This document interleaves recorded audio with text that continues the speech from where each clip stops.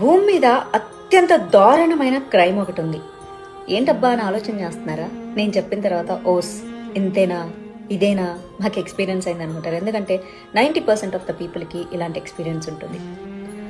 చాలా హ్యాపీగా ఉన్న పర్సన్ లైఫ్లోకి, అమ్మాయి అవ్వచ్చు అబ్బాయి అవ్వచ్చు, ఓకేనా, చాలా చాలా హ్యాపీగా ఉన్న పర్సన్ లైఫ్లోకి ఒకరు వస్తారు. వాళ్ళ లైఫ్లో ఆల్రెడీ ఒకరు ఉంటారో నలుగురు ఉంటారో వాళ్ళకి తెలియదు.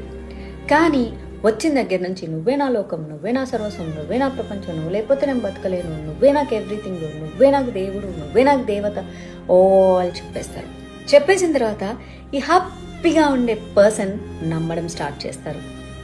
తిన అందమైన ప్రపంచంలో ఉన్న ఫ్యామిలీని, ఫ్రెండ్స్ని, వర్క్ని అన్నింటినీ కూడా పక్కన పెట్టేసి ఆ వ్యక్తే ప్రపంచం అనుకునేలాగా వాళ్ళు చేయడం వల్ల వీళ్ళు కూడా అలానే బతుకుతూ ఉంటారు. అప్పుడు మొదలవుతుంది అవతల వ్యక్తి గేమ్.